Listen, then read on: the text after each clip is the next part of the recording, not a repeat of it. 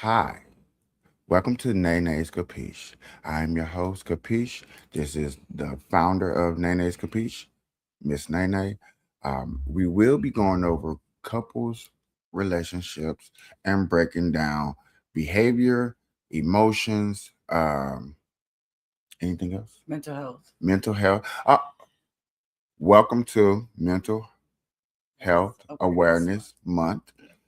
This is another reason why we started this month because my baby has been through a lot for his mental health and knows a lot of things to look for in mental health. And a lot of people all over the world has mental health problems or issues that they either can deal with or don't know they're dealing with and stuff like that. So on Naynay'S Capiche is we're going to go over different symptoms, life experiences, everything that we need to do to make you understand that this is what we're going over, this is what we're about, and hopefully that we can bring couples on, relationship talks, all the above. Okay, this is a relationship time. I appreciate people coming through, sharing your time with us, and I'm gonna let Nene kind of take over. So I didn't have the best upbringing in life, and I have been diagnosed with a few things.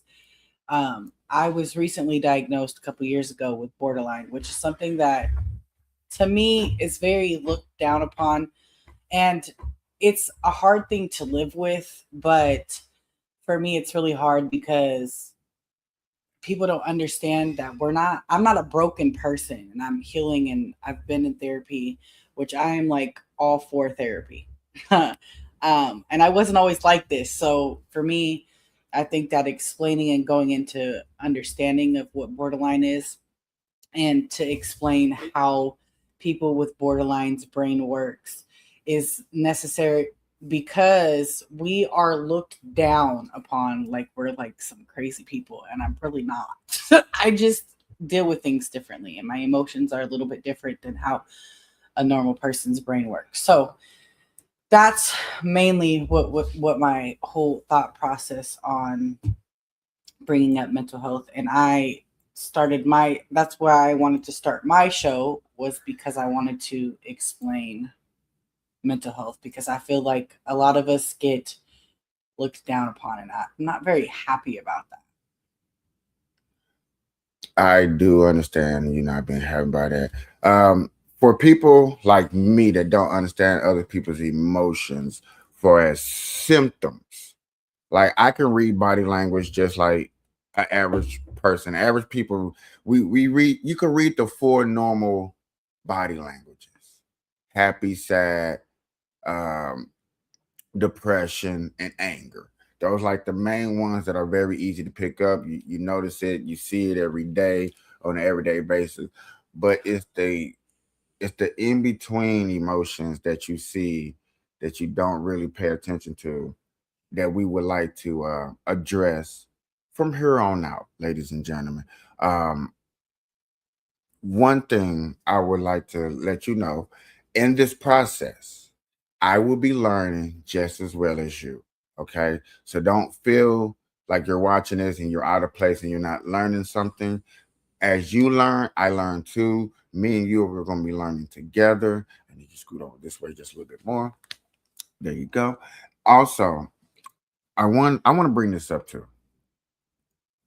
Please put in the comments anytime that we're having a discussion. I know on the Burn Live channel, we really don't get into the comments a lot. But on these episodes, on what's that, Saturday? that. Saturday, we definitely really going to be getting into the comments. We're going to be paying attention to you. So I really would like for you to get into the comments. If you Interactive. have any relationship questions or topic that you would like for us to discuss, please put down in the comments, and we'll get back at you. I appreciate it. And I'll do y'all this one favor. One time for the one time for the one time. If enough people put down in the comment that you do not like me smoking the mota or marijuana during this show because y'all want to take this seriously, please put down in the comments. Enough people put it in there. I will put away the mota or marijuana. I say it in Spanish because I do find out that I do have a lot of Spanish people watching my show. I appreciate everybody watching it. Happy New Year's. I see you down there. What's up? And yeah. So to get into this, I Nobody cares, right? I was about to say that's a coping mechanism for some people, so I don't necessarily think that that's going to be a thing. But so I want us to break down the symptoms and what we're discussing. So I'm got this chart. I just want to see something real quick. Oh, it works just like no, hold on, it's this one. Oh, okay, so I've been diagnosed with borderline a couple years ago, and I before I moved, I was in I wouldn't say intensive therapy, but it was helping me rewire my brain how to better communicate and understand myself. My emotions are 1,000 times more heightened than a normal person. So I just wanted to bring this to the forefront because I feel like it's important for people to understand. People with borderline are not, it's a personality disorder, they like to say, but to me, it's more of a feeling disorder. And I've had plenty of conversations with my therapist before I moved that I think that this is something that should be looked differently upon. It needs to be talked about. And when I told her I was going to start a podcast, she said that it would. I said I think it's easier to learn how mental health works with people from people who have mental health. And I'm diagnosed borderline, so I can speak about this in the way that it makes me feel. So, explaining borderline personality disorder I'm saying to a partner because we're clearly still learning each other, and I don't think we'll ever stop learning each other. So this is kind of easier way to explain it. So, this is borderline is a treatable condition. A lot of people think that because it's a personality disorder that it's not, there you go. Yeah. It's not something that can be fixed, but it is very much so. So to better explain it for me is my emotions are heightened 1,000 times. If I'm happy, I'm extremely happy. If I'm sad, little things can trigger me to be emotional, and it's really hard to manage if you don't get the right help and learn how to rewire your brain, because that's realistically all you have to do when it comes with borderline. So the analogy that they use is BPD feels like having no emotional skin, meaning even minor stressors can feel intensively painful, which is very true. And it's something that is not easy to live with. Somebody could say what I may feel like is a wrong thing or something that may not be so big to somebody else and be big to me, and I hold on to it because then it sticks in my brain, and that's just not helpful. My emotions, as it says right here, feel amplified, like I said, 1,000%. I also have a big fear of abandonment. I'm afraid everybody is going to leave me. My life, my friends, family, it doesn't matter who you are. I've also learned to push a lot of people. We tend to do this thing called push and pull. And I want you in my life, but I'm going to push you to leave because it's just easier for that. But it's painful. It's really weird how our brain works. So fear of abandonment is one of the big signs of borderline. Anger. This is one that I've had to work on for the last couple years. That has been extremely, extremely hard for me because I used to get mad and explode, which I don't do anymore. I take space, I calm down, and I think about my actions before I do them, which is very helpful because some people that are unhealed and not going through the therapy tend to explode. And it all boils down to fear of abandonment. BPD really is childhood trauma that followed you into your adulthood, as in you weren't protected as a child. The people that were supposed to protect you didn't protect you, or you feel that way, not necessarily that I would like to bring up the fact that I think I need to close up with this one. I'm sorry, y'all.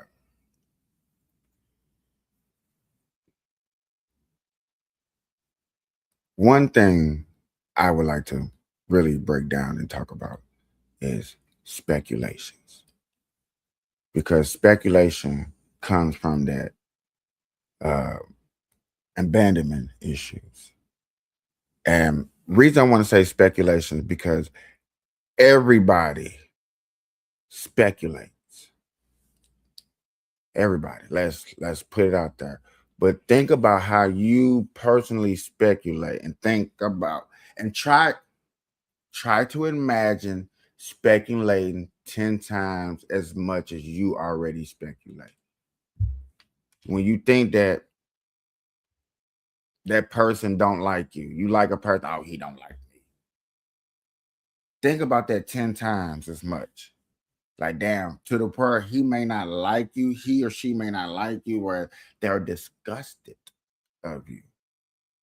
Like, I like him, but he don't like me. Oh, he might be disgusted of me. He think you know what I'm saying? Something that you got covered up that you don't see. I have a tattoo right here that nobody has seen because normally I have a shirt on. I think that she thinks that it's so disgusting and trifling. That's 10 times as more me thinking that, hey, she just don't like, I got a tattoo up here and where it came from and what it represents. You know what I'm saying? That's what I want to say with speculate.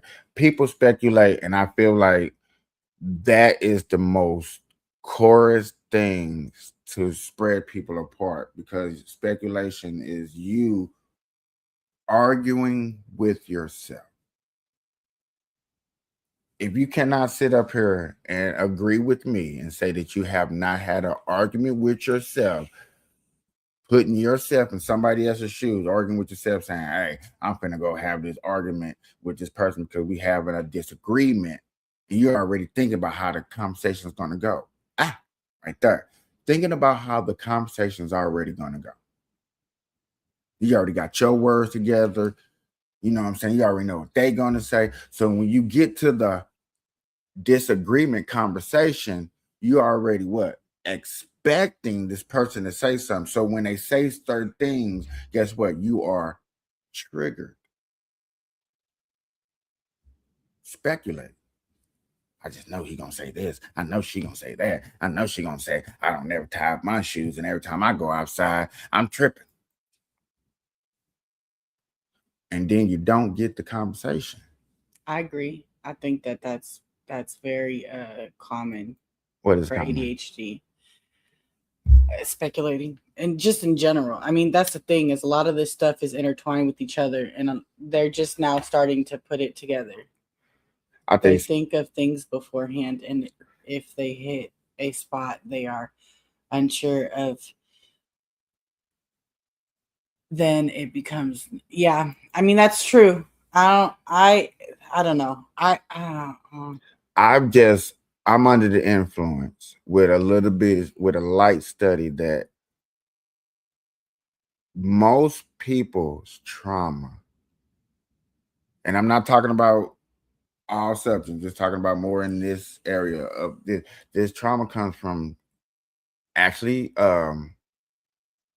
abuse from somebody that did something, but speculating that it's gonna always keep going, that it's gonna be a trend, that no matter who you get to, it's always gonna be the same role. That person cannot deal with what I'm going through. These people would never understand me. That's why some people don't keep jobs, because they feel like they boss don't understand them. Or some people feel like, and I don't understand. Now hear me say that. I don't understand, but I get why people may feel or ask these questions, but they feel like they shouldn't have to work these many hours. They feel like they shouldn't have to do things, even though in the application it says, can you lift over 50 pounds? You check mark yes. But once you get on the job site Can you go get that for me? It's too heavy for me. I could have sworn you check mark that you can lift over 50 pounds. But then I understand it's the common courtesy of men do things for women. But yet again, the speculation of, the speculation of when I get to work, they better do that for me. Hope somebody do that for me. I hope I don't have to do this. I hope I don't have to do that. Now that's just a simple, like I think those what I just named to y'all are simple speculations. You know what I'm saying? Just a simple, normal. You know what I'm saying? I hope the package outside. You know what I'm saying? I hope that it came to the door. Okay, that's a simple speculation. You know, a hope. But to go deeper, hoping that that loved one loves you, hoping that that loved one truly cares for you, hoping and wishing and looking for validation. That's a big one in relationships, though. People forget. So looking for that validation. I think that's the wrong word to use personally. I think that everybody. I think that's why we should talk about it. I think that everybody wants or needs a reminder that they're wanted. I don't necessarily think that reassurance is, I think, a better word. A lot of people need that. Some people need that. A lot of people need that. Okay. I'm not going to knock that. You know what I'm saying? But there's a lot of other people or a few people out there who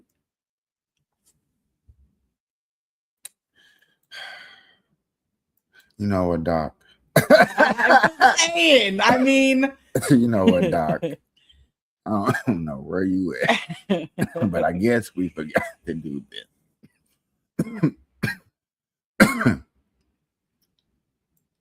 There you go, Doc. He's probably at work. But what were we talking about? I'm so sorry. Reassurance. Couldn't have said it better myself, Nene. I think that because I think that people forget. I think that I think that everybody gets in it. Okay, this is how I feel. I'm just gonna speak. May I ask a question? What? How do you forget if the person's still there? Because no, I'm saying what I'm saying is people forget that people need reassurance because you expect them to just be like, I'm still here. You're supposed to know I'm still here. So I'm obviously still here. But that's not how some people's brain works. Sometimes people just need to be like, sometimes it just takes a person to say, hey, I just want you to know that, like, I love you and I'm here. It's simple. And you can't act like it takes 500 times to say that. Every once in a while, it's just nice to hear, like, I got you. Just because you're still here doesn't mean that you want to be here. People stay in relationships and marriages that they don't want to be in because it's just convenient. That is a fact. Bullshit. It's the truth. Bullshit. It's the truth. I'll grab the phone and then. It is the truth.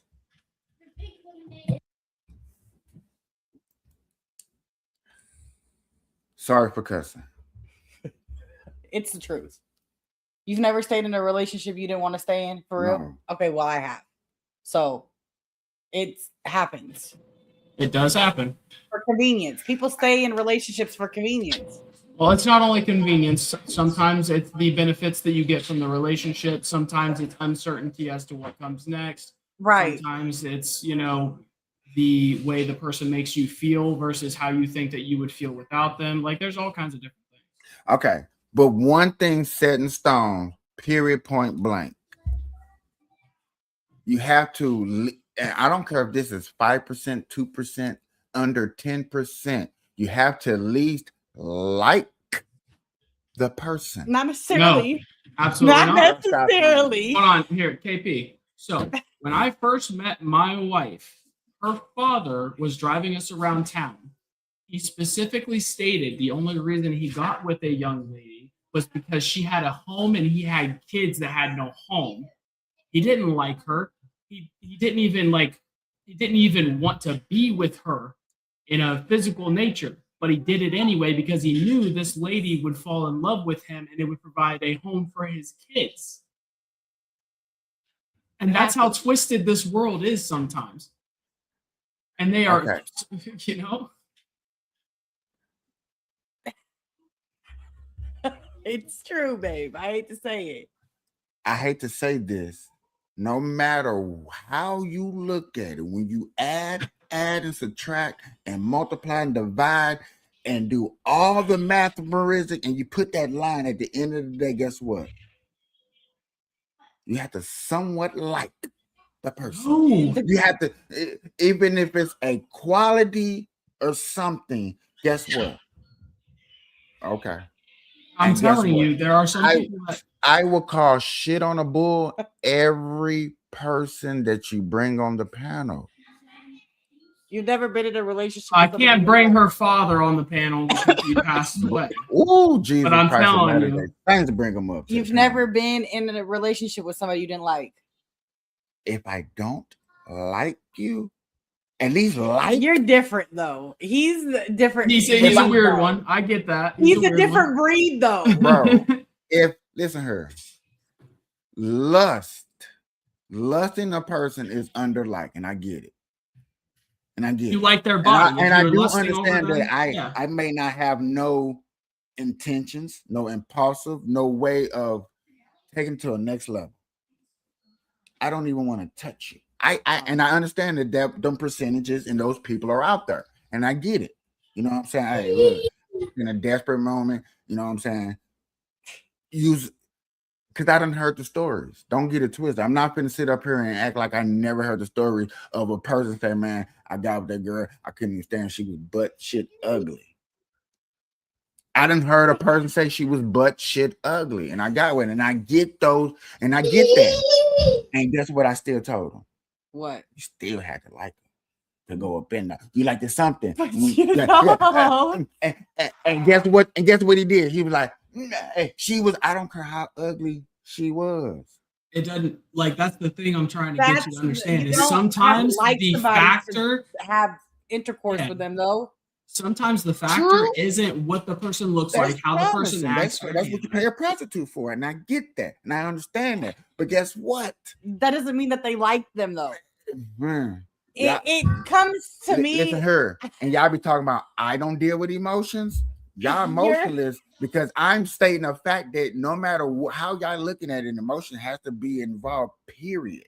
We are getting that. And sometimes the emotion isn't tied to the person that you have to get with in order to gain whatever you're trying to look after for survival. Sometimes it's a home. Does that have to do with anybody's personality? Yeah.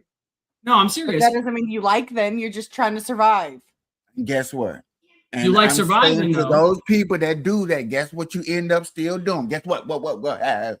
You learn to maybe like things about them, but you don't have to like them right away. And actually, back in the day, there's arranged marriages. Nobody met each other until the day they got married. Did they like each other? No. Chances are they were quite the opposite. They didn't want to marry somebody against their will, but they grew to not only like each other, but eventually love each other. Right. And that's one of those things. But not everybody thinks like you. So you have to take that in consideration too. You have to like somebody. A lot of people don't like to admit to what is normally not spoken. That's true. Very much so. And I'd rather put that on Front Street and be like shit on a bull because people cause bullshit all the time. So I got a question for you, KP. So since you've never been in a relationship with somebody you didn't like, correct? Have you ever been in a relationship that's been ongoing, more of like a long-term thing, right? And this person did something so incredibly disgusting that you now do not look at them the same way, right? You don't look at them the same way. They don't look the same. You don't want to, touch them in the same way, things of that nature. Did you immediately cut it off right there, kick them to the curb and no questions asked? No. Or was there a transitional period where you didn't like the person, but you stayed with them until you got everything in order? I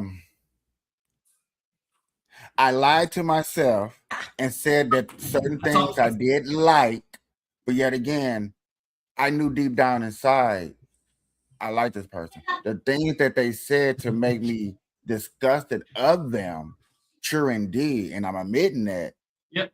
didn't take away from the fact that I did like the person. I get you. So now, do I you was think just with disgusted. armed with that information, do you think there's a point where somebody has gotten so far past the point that you stopped at, where they started disliking everything about the person and still stayed with them to get things in order? Yes. I've done it. We're going up the stairs. I'm not gonna say that doesn't happen. That does happen. I get it. To get it. That's what we're explaining is like a large amount of people will get in a scenario where they no longer love or even like the person that they're with because of whether it be small events adding up or several major events, but they still feel stuck is what most people, they consider it what's called stuck, whether it's emotionally, physically, or whether they're reliant on that person. And that's why I tell my wife all the time, if something were to happen between us, I will make sure that she is good because she is the mother of my children. But like after that, it's not, anything after that. I love the shit out of her and I would die for her. You can say, you have to admit that a manly trait, when you put a woman out, I'm just going that way. It's mostly, yo, hope you got somewhere to go. Let me help you find somewhere to go. Can you call someone? I would even call you a taxi. Let me. Whereas the opposite normally ends up with your clothes in the yard, your shit burned, your car smashed. See, she's laughing because she knows damn well this is honest. No, I'm only laughing because at one point in my life, I did one valid reason, okay? Because I'm not the type of person like that. But one time in my life, I did throw some man's clothes out of my house. I paid all the bills. Yeah, you were like, fuck this motherfucker, not paying no bills. Fuck this. But the relationship speculation thing, to try to get back to where we was talking about, is very, very, I think that line that people likes to draw in the sand and use to their advantage. I think speculation is very used to an advantage in relationships. That's not what we're talking about. I know that's not what we're talking about, but that's what I'm still bringing up too. I'm just bringing up other sides of speculation. I think that's something that we all do, but I also feel like gotta have good communication. I think that's been very beneficial. See, now this is what makes me the oddball, because I work extra hard in that specific category, or that personally, of not speculating, because I know it's so easily done. You know what I'm saying? Because I catch myself doing it, and then I literally stop myself. Like as soon as I speculate, prime example, the meeting that I had. If y'all go back and really watch those videos and look at my facial expression, I was shitting balls, nervous over, you know what I'm saying? I wasn't comfortable. I was highly uncomfortable those 2 days, and I did shows. Yeah. You know what I'm saying? And on my way to the job, it really intensified. And I had to stop. Once I get to my light right here on Paradise, people, y'all go check out Paradise. Got a lot of new shops and stuff. Blah, blah, blah, blah. But once I got right there, I had to literally tell myself, stop. You got to stop. Okay, you messed up your... Topic, but, okay. No, speculating. On the job. I'm just giving that as an example. Right. So, I can't get one in a relationship because... So you're calling it speculation, which you're absolutely right. You are speculating that something's going to happen, but the human brain runs off of experiences, and experiences give you the certain knowledge to recognize patterns, and those patterns sometimes repeat themselves, especially in human nature. So if you see somebody go to the bathroom every day at 9:00 for the a week that you work with them, the next week you're going to assume every day during that week they're going to go to the bathroom at 9:00, right? It's a speculation, but it's also based off of pattern. Right. And I So, get that. like, sometimes you're That's a speculating with routine. no fact. Right. Right. But like That's a routine that you see, and yeah, you speculate right there. Yeah, that's like in a relationship. For example, For yeah. Go ahead. for example, I like routine. Routine kind of helps me. There's certain things that you do every day that if you didn't do one day, I'm going to speculate some shit. Right. Because I'm used to a certain thing. So if you're not doing that same thing that you do every day, like our morning routine, if you just woke up one day and didn't do that, it would mess me up for the whole day. She would And probably it's not about speculate that you had a bad speculation. dream, right? Right. And it's not necessarily speculation. It just means, hey, this is out of our normal.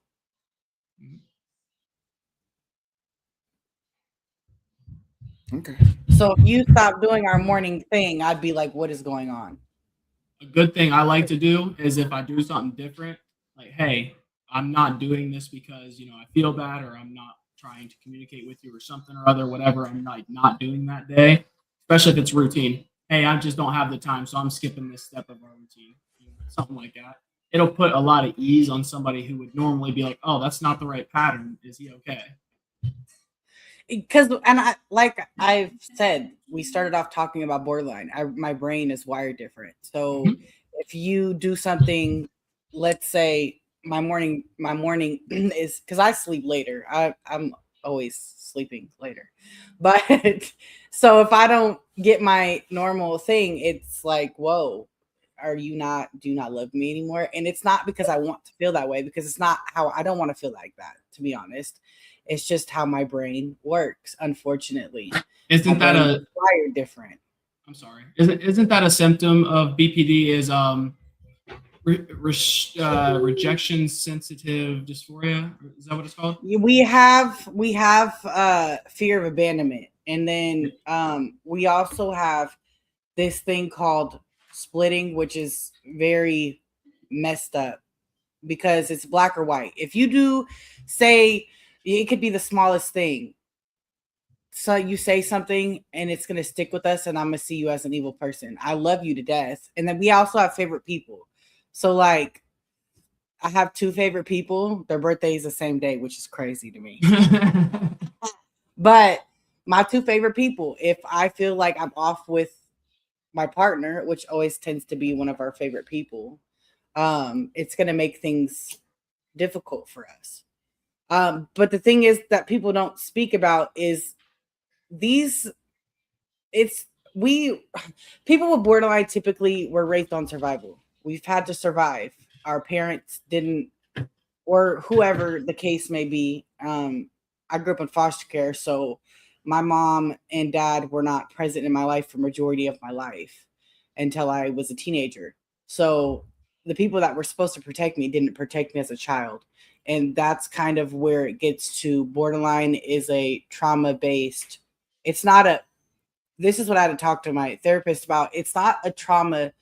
It's not a borderline isn't a personality disorder for real. It's a trauma disorder.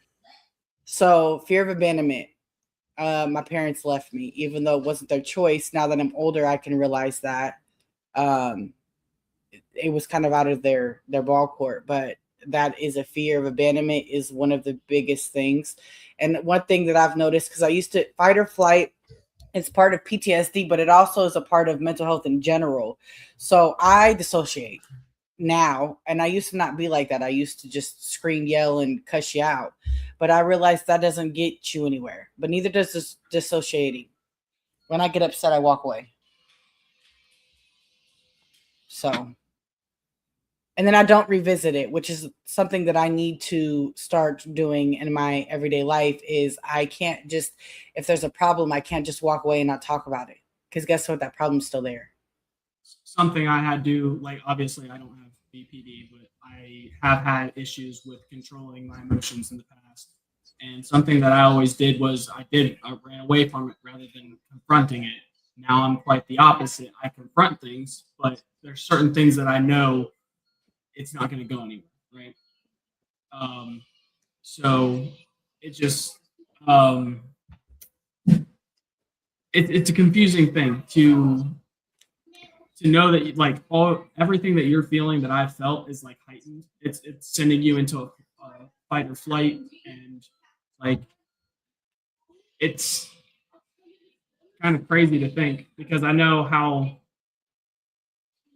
I want to say down it makes me feel right at times, and I had a lot of issues with what could have been undiagnosed depression when I was younger.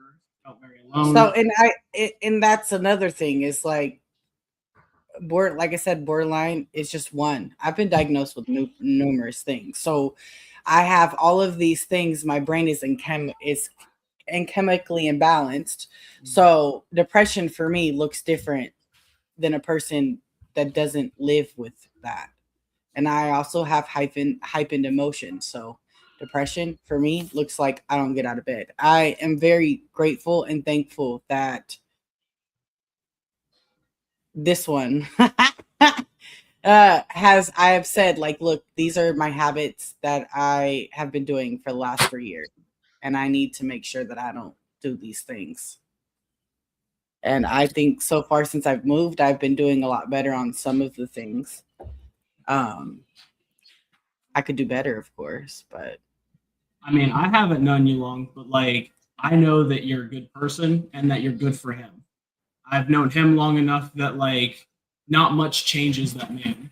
And I can tell there's definitely some swing in the right direction, at least from what I feel is a swing in the right direction. And I think we work well together. I think that I agree. I'm very, like I said, I'm very blessed, and I'm not trying to, I'm going to toot his horn a little bit, but I'm very blessed. He listens, and I've never in my life experienced a man who listens the way he listens. So I think that that also helps when you have mental health problems is he's willing to learn too. This isn't something that is easy for anybody to deal with. So being in a relationship with somebody who has diagnosis like me is not a walk in the park for sure. I can agree with that so much. Like Kapaesh is one of the people that like throughout my entire life, not a lot of people will sit there and listen to me ramble. And me and him have a good set of conversations quite often, but like, obviously him listening and taking in the information I'm giving is, a breath of fresh air, so to speak. I guess this is time for me to speak. Hi. No, I do understand like listening was one of the key things that a lot of people say that values is a value. And I always felt like that's why I got the name Capacious, because I felt like I was misunderstood and nobody would understand me. And just to understand a person is value. And it did take a lot of steps. Being solo for so long, and I understand like looking for self value, who you are, soul searching, however y'all want to call it. I get people out there and what you're looking for and how you're looking for it. When you can call yourself out on your characteristics and how you are and want to change to do better, to better yourself, and it's a want. You know what I'm saying? You just wake up today and it's like, I just want to do this. You know what I'm saying? I want to do better. I want to be able to listen. I want to be able to understand, you know what I'm saying, and bring value to your partner. And I have always been like that. And I think most of the time in most of my relationships, my past relationships, it was just like, I guess, frightening because I would bring that back upon them. Like they would tell me things and I was like, okay, cool. And they would tell me more things, cool. And when it gets to a time to where they have to stand on, I had to use this term, but stand on business with some of the things that they said, they'd be like, damn, I didn't know that you listen. I didn't, or they'll try to backtrack. Like, I never said that like this. Or you said that, but whatever. And I think now somebody that values a person that actually going to sit there and listen to everything that you got to say so I can fully understand. Now, the person that's going to cut you off, like, I need to hear everything so I make sure I get the full you and who you are, and therefore then go for it and try to do better. I think that another thing that I think made it easier for us is because honestly, I was in my healing journey. I was in therapy twice a week and I was doing the work on myself. And I think that when we had met, we weren't looking for love. It was quite an accident. Yeah, no. A happy accident, and sometimes it's always the best way for it to happen, right? But and for me, life has always been, there's always hurdles, and I've always had roadblocks, and it just wasn't like that. It was so easy for me. My move here, got through TSA in 10 minutes. Come on now, let's be real. I have a question. Yes. On one of these episodes, are we going to get a like how we met type story going on? Or because I'm kind of curious. All right. To be honest, we could talk about it now. Because it's quick. And we've been together almost 2 months, and it feels like, I don't know. I don't feel like we've been together. I mean, I don't know how to explain it. It just flows easy for me. So there was a whole bunch of drama, and I was around some people that were around Kapaesh, and I found myself hanging around Kapaesh. And I was giggling a lot because I don't know, this man makes me laugh. I don't know. He says some of what people would think is so stupid to me, but it's so funny. And I was giggling, and he said to me, what did you say? It was the giggle for me. No, what did you say? You got 10 more times. You got 10 more times to giggle. And then he was like, okay, we would be on TikTok for hours together, and then he'd get off. And then I'd wait because I knew he'd get off work. We didn't talk off of TikTok at first. And then I kept showing up every day. And one day he's like, I'm going to go on YouTube and you guys are going to be there. And I was like, I'm sitting in the comments. And he's like, you better come up. I don't know. It was just Kapaesh for me. So I came up, and we just have been writing together ever since, I guess. And don't get me wrong. We've had a lot of blogna the first month, and not because of our own doing. I would like to say, yeah, we met on TikTok. It was the giggle for me. It really was. It was, you know what I'm saying? Somebody. I'm just enjoying this. As a man who's been married for 12 years and had my own moments with my wife that started off our relationship, I love hearing this, guys. He made me laugh and kept laughing. I haven't stopped. Yeah, understand that my sense of humor is not made for our audience. Viewer discretion is advised. I totally understand that. You know what I'm saying? Because I ran customers away. I done ran family members away. So I get it. Sense of humor is a sense of humor, whatever. But yeah, when somebody gets your sense of humor, understands your sense of humor, and may not, and let me put this out here. When I say understand your sense of humor, I don't mean laugh at every joke like that's funny. Like everything, like no, some of my jokes she hears is not funny to her, but she understands where it comes from. Yeah, she just understands where it comes from. It comes from the. And it was really hard for me because some of the things he would say to me, I would just giggle because it really wasn't funny. It was like, I can't believe you just said that. It wasn't always necessarily funny. It was like he would say things and I'd be like, oh my God, did you really just say that? And sometimes still to this day, I'm like, I can't believe you just said that. But that's how we met. And then we took it off of TikTok and it became, everybody thought that our relationship started on TikTok. It did not. Our relationship did not start on TikTok. And then we've had like people hate on us from the very beginning, which makes me feel like we're doing something right. So You don't have haters, you ain't doing something right. it's true. That's what they keep telling me. Because it's hard for me. I don't really deal with trauma. So for me, it's like I avoid at all costs. I borderline. Come on now. I dissociate. So I had to learn early with ADHD and being targeted because of my name for stupid reasons, like just flat out this dumbest shit. I had to learn early that I can't care what other people think, just the people I involve in my life.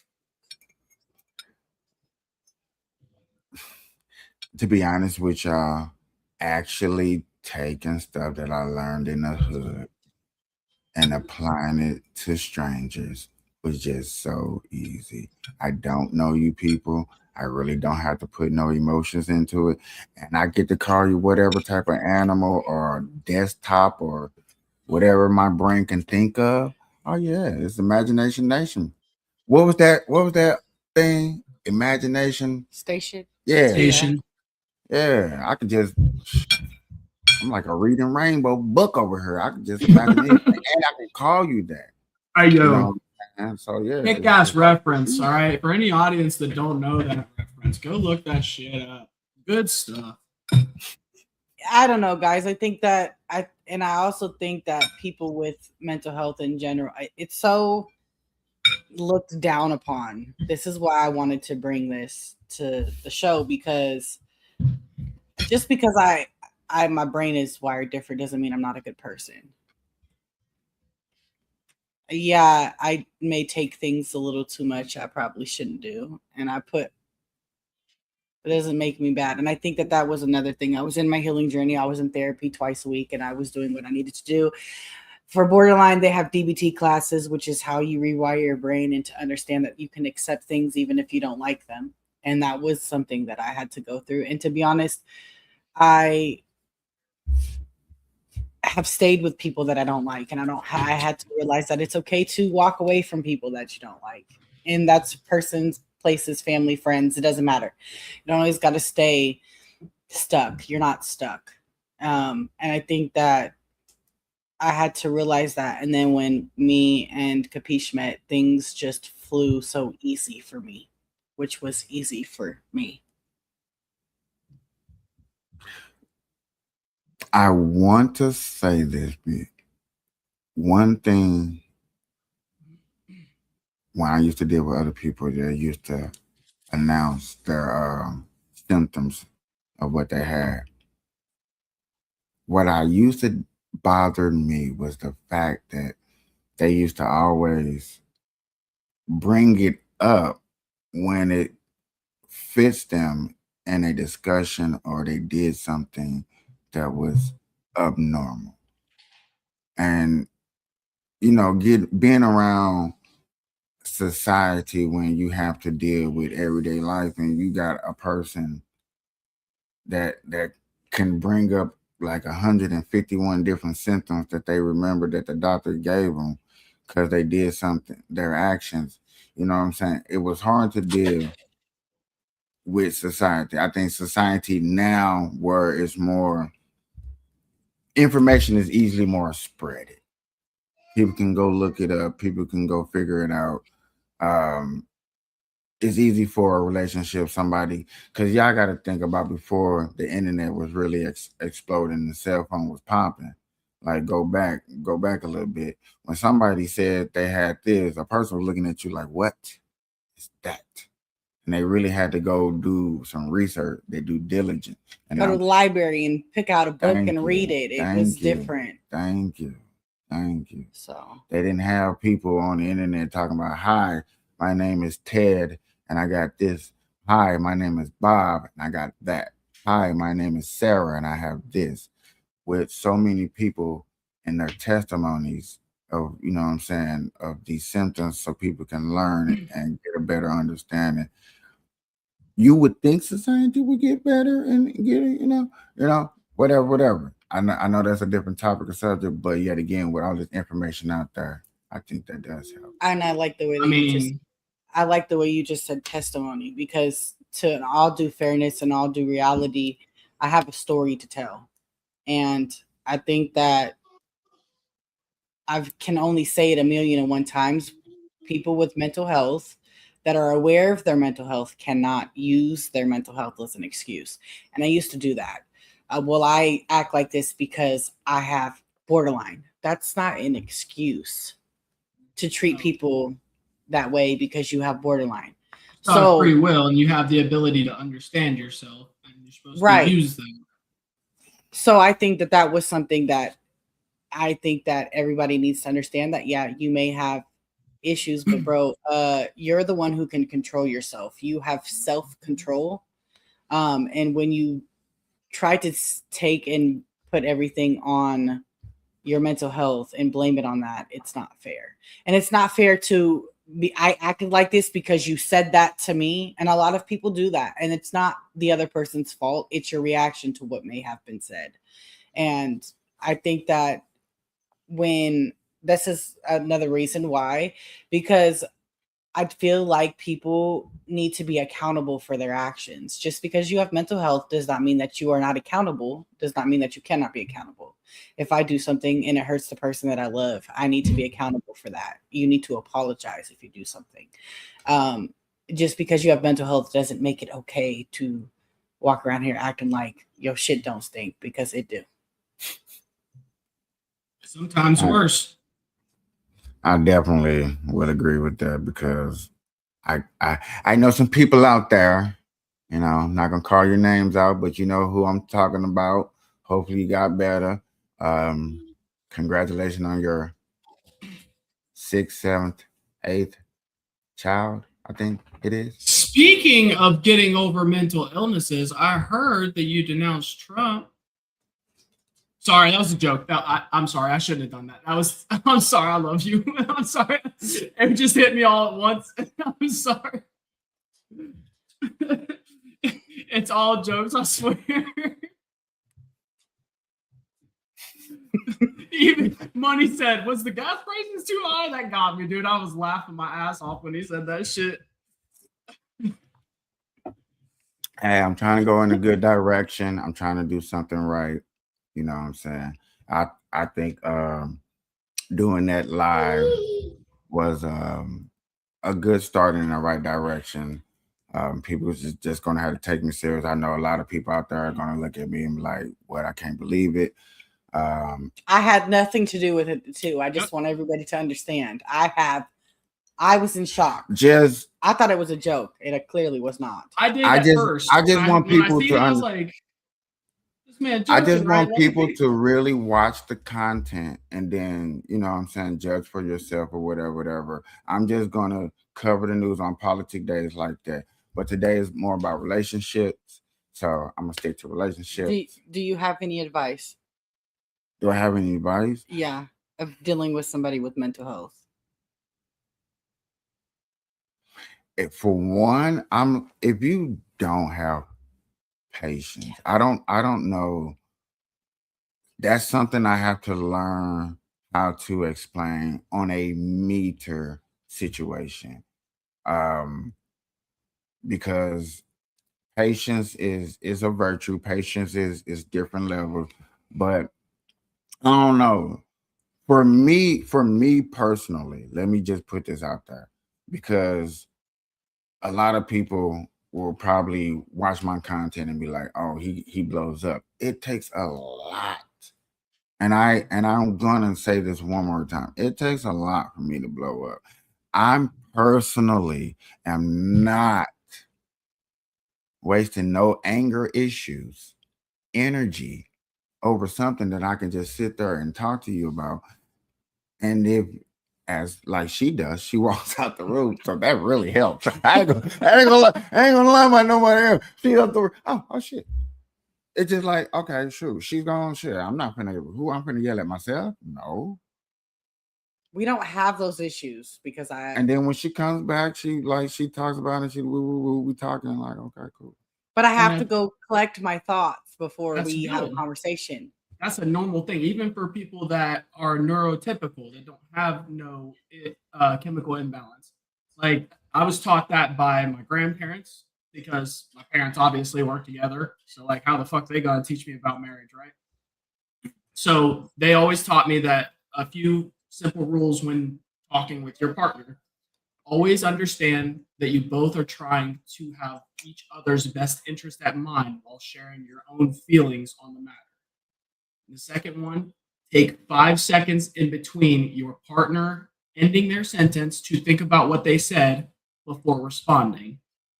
And then the last one is if it gets too heated, table it for 10-15 minutes if you can and come back to it. If you don't have the ability to, you always come back to it. You never leave it be because then it can create doubt. It can create hostility and uncertainty, which, is a bunch of negative emotions that will just stem into more.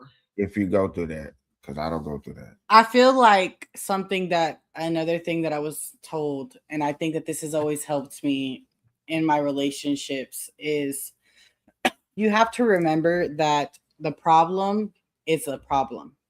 Your partner is not the problem. It's you and your partner against whatever the problem may be. And I think that and he's way too calm. So like arguments for us don't be arguments. He's too calm. I'm more hyphy than he is. He's calm, cool, collected. So like I'd rather walk away because he's gonna look at me. I'm gonna say something. This is how I imagine it going. It's never happened, so I can't say that it's ever happened. But I could imagine me blowing up and him just looking at me like, "Are you cool?" Like he wouldn't even say anything. So to me, it's really helpful that he really is calm, cool, and collected. And I just walk away, go take my little 5 minutes because that really does help.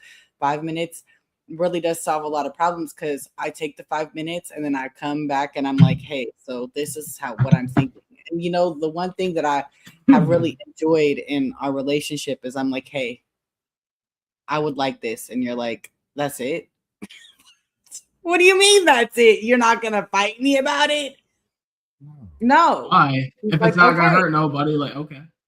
I'm not, and the things that they're small and they're not, that's the thing. It's not like I'm, But yet again, that's explaining your symptom, how it's so big for you. And then when you come to me, it'd be like, bing, you'd be like, yeah, and that's true. And that's what I'm learning. And that's what I'm truly learning. Because now the only thing about me is I didn't have nowhere to go express things that I've learned until now. Okay, is there anything else that you've learned? You're going to have to wait for other episodes. Y'all going to have to come back. I've been really excited about this. And just to say again, it is Mental Health Awareness Month, y'all. And I'm coming and being vulnerable. So I'm not just speaking about, myself. I know other people that I want to bring on the podcast that have different other things that may be considered relationships, mental health, everything under the sun. And I'm really excited for this. And I really hope that y'all enjoy it. I know that we've been together almost 2 months, so it's fresh. So you guys are gonna also watch us go through all the stages of our life, but we don't really have. Yeah. To be fair, I mean, it's 2 months. I'm not gonna say ages, but like we're not young guys, so like we're coming with a lot more experience when you guys are entering this relationship as well. You guys have a lot better handle on things, and you are able to actually have the patience that you probably didn't 10 years ago. Right? I don't have patience. That's one thing I lack. Fair. I think she's coming into my life to where I have a lot of things that I feel taken care of that a man of my stature should be taken care of. It's very different. So therefore, only thing I want her to do right now, yet again, 2 months in, is, adapt to your environment the best way you can. Now, when we get to the other serious problems out here, by the time you get to that problem, home is going to be home. Exactly. And that's if anybody want to know, like, what is your problem right now? My problem right now is to make sure this is your home. Oh, he makes sure of that every day, and I think that's been.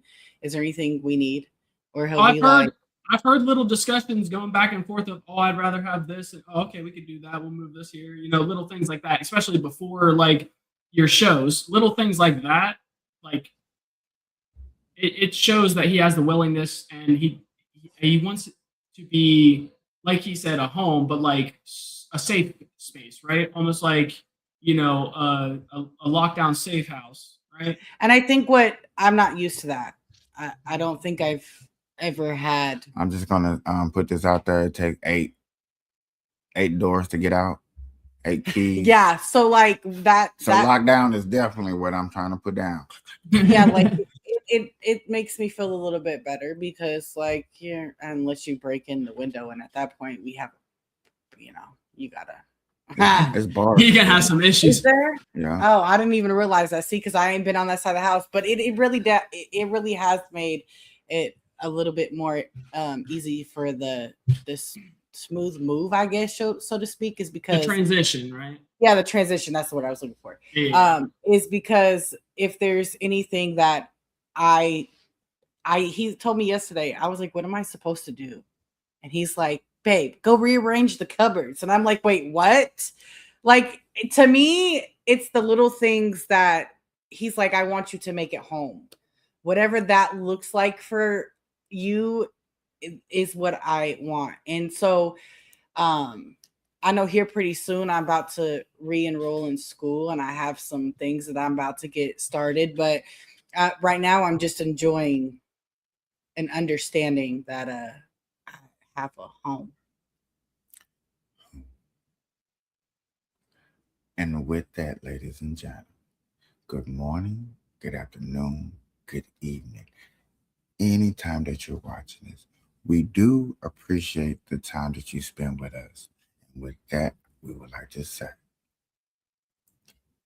have a good day.